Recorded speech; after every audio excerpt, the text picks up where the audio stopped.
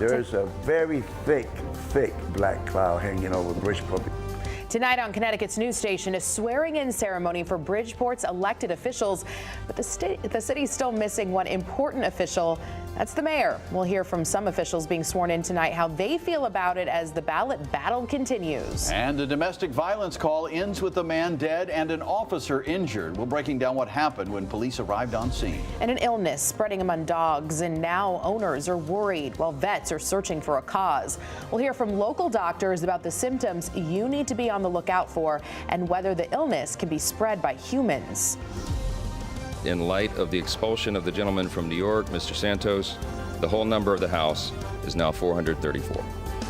George Santos ousted from office in a historic vote. The reaction we're hearing from Capitol Hill. Now at 6, this is Fox 61, Connecticut's news station. And good evening, and thanks for joining us for the Fox 61 News at 6. I'm Brent Harden. And I'm Sarah Sanchez. Tonight, Bridgeport's swearing in its newly elected city leaders, including city clerks, sheriffs, councilors, and all elected positions except one, the mayor. Fox 61's Matt Karen joins us outside City Hall after talking with some of the people elected. Matt. Well, according to Bridgeport's city charter, the swearing in of all elected officials will take place December 1st following each election cycle. But this year, it's a little different. No one will be sworn in as mayor, although incumbent Joe Ganim will be the MC.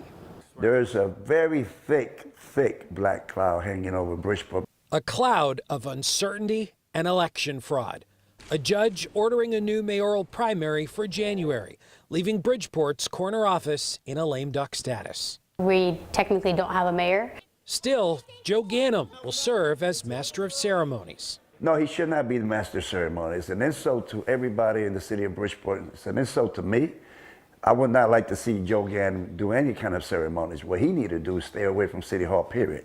Among those taking the oath of office Friday, City Councilor Anita Martinez, who along with city employee Wanda Jeter was also accused of absentee ballot fraud, and City Councilor Maria Pereira, who was arrested on Election Day for allegedly assaulting an elderly woman. I'm going to continue to name corruption. I'm going to continue to call out anyone who's not serving the best interests of the people. Jasmarie Melendez is a city councilor-elect. At just 25, she's set to become the youngest ever woman city councilor in Bridgeport. I think we are very close to a new chapter for our city. I think we need younger people, people who are thinking differently. As the city swears in new leaders, the city is also launching a new investigation. Ganim's office telling Fox 61 the city will hire an independent outside party to investigate Wanda Jeter, the woman at the center of the absentee ballot scandal. Ganim's office saying, quote, internally, Labor Relations has been reviewing and compiling relevant evidence and will provide such materials to the outside investigator. It's now costing the city of Bridgeport, I believe, in excess of maybe $15,000, $20,000 while she remains on paid leave. And now what we want to do is put another cost on the burden of our taxpayer for an investigation when the evidence is clear. Wanda Jeter has been on paid leave since September. The city says as a public union employee, she is entitled to a hearing of due process. As of now, she has still not been charged with a crime. Reporting in Bridgeport, Matt Karen, Fox 61, Connecticut's news station. And developing news tonight, a man is dead in West Haven after shooting a police officer. That officer was injured. This all happening when police responded to a domestic violence call earlier this morning. Fox 61's Lindsay Kane is in West Haven with all the details. Lindsay. Police say a domestic violence complaint turned deadly here at an apartment on Terrence Avenue in West Haven. West Haven police say they were responding to a domestic violence call when a man pulled out a gun and shot a police officer. That's when another officer on scene shot the man. West Haven police say the man was taken to the hospital where he was pronounced dead.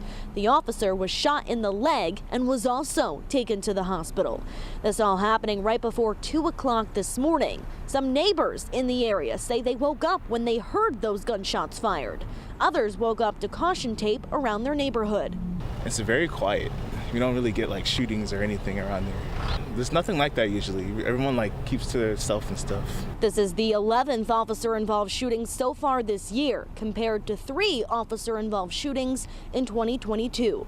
State police and the Inspector General's office are now handling the investigation. We'll keep you updated with all information on air, online, and on Fox 61 Plus as we continue to learn more.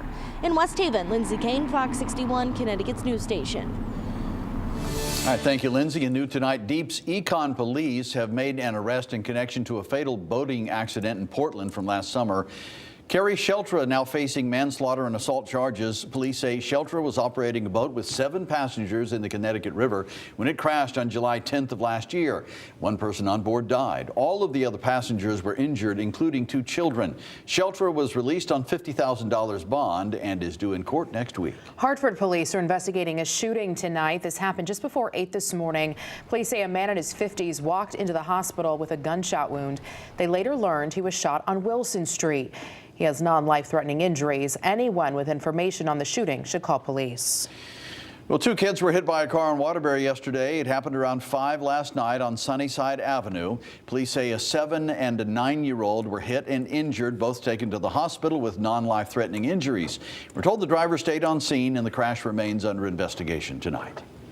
An investigation tonight also into a car crash in Tylerville that sent a person to the hospital. Investigators are trying to determine if black ice is to blame here. Fire crews responded to the crash on Saybrook Road this morning. They say a driver heading north hit a guardrail and a rock ledge before coming to a stop in the middle of the road. Norwalk police are looking to identify 2 burglary suspects tonight. Police sharing these photos. They say the 2 broke into several cars on Muller Avenue back on November 8th. Police say the suspects then used the identifications of the car owners to cash more than $30,000 in fraudulent checks. Anyone who recognizes these individuals should call police. Turning to the weather now, after a nice week, here comes the rain. Here comes the rain for the weekend. Chief Meteorologist Rachel Frayne joining us now. Rach, what are we looking at here? We've got 2 rounds coming through, one pushing through for tonight, and then another one for Sunday, especially in the afternoon and evening. So Saturday is going to be the pick of the weekend. It's not going to win any beauty contest with a lot of clouds out there, but at least most of the time will be dry. We'll take a look in a moment. But first, we want to get you caught up on what's going outside for your Friday night. So this rain continues to push east. The Hartford area has just seen that rain kind of move back in again. And if you're in Tolland and Windham counties, well, that rain is heading your way. If you have any plans this Friday night, make sure you're bringing your umbrella along with you.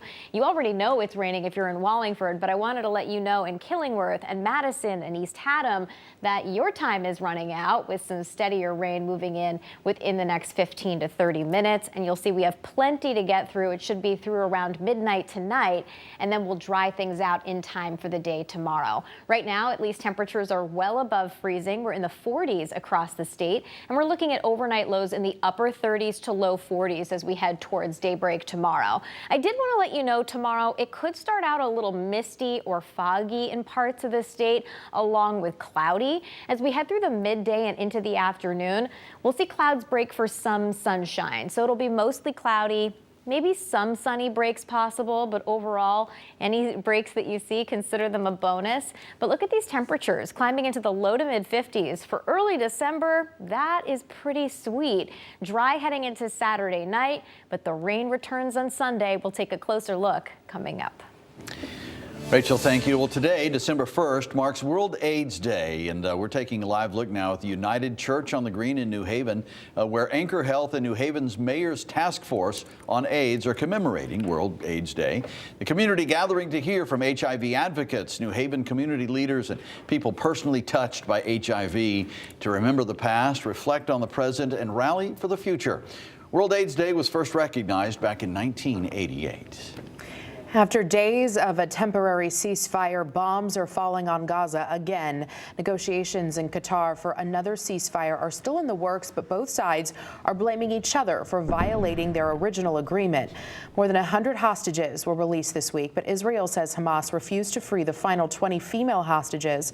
It's believed more than 130 hostages are still in Gaza. Well, Santos is out. An overwhelming majority of House lawmakers voted to boot George Santos from Congress. And just hours after the historic vote, the locks on his office door have already been changed and the plaque bearing his name taken down. Fox's Madeline Rivera reports from Washington. Less than a year after being sworn in to represent New York's 3rd District, George Santos left Capitol Hill disgraced, no longer a member of Congress. Within hours, the office once his, consequently transitioning to reflect George Santos no more. At the end of the day, with overwhelming votes, we affirmed that code of ethics and expelled George Santos. The expulsion of the 35-year-old lawmaker marking an historic moment for Washington. Santos becoming only the 6th House member to be expelled in the chamber's 234-year history. It's not a partisan issue. It's a right and wrong issue. Friday's vote, with 311 lawmakers affirming to remove Santos, comes in the wake of a scathing ethics report, which concluded Santos sought to exploit his House candidacy for personal profit. Still, 4 top House GOP leaders voted to keep Santos in office, as others voiced their concerns about expelling an elected member of Congress. For me, without a conviction, despite a damning ethics report, I felt that it was inappropriate to deny those constituents in his congressional district their right to representation. As for Santos, who has maintained his innocence, his replacement will be determined by special election. I mean, it hasn't sunken in 100%, but it's really a tough thing to digest. According to law, New York's governor has 10 days to schedule a special election, which then must be held 70 to 80 days after she announces a date. In Washington, Madeline Rivera, Fox 61, Connecticut's news station. Former Supreme Court Justice Sandra Day OConnor has died. The Supreme Court issued a statement saying O'Connor died in Phoenix from complications related to advanced dementia and a respiratory illness. She was a trailblazer and the first woman to serve as a justice on the High Court. In 1975, she was elected to the Maricopa County Superior Court and 4 years later was elevated to the Arizona State Court of Appeals. In 1981, O'Connor was nominated by President Reagan to the Supreme Court. O'Connor served 24 years before stepping down to take care of her husband, who also battled Alzheimer's. In 2009, President Obama presented her with the Medal of Freedom. She was 93 years old. Well, still to come here on the news at 6, pet parents on high alert about a mysterious dog illness that's going around. We're speaking with a veterinarian about what owners need to look out for. And looking to get into the holiday spirit this weekend, there's plenty to do. We'll tell you about some fun events happening across the state.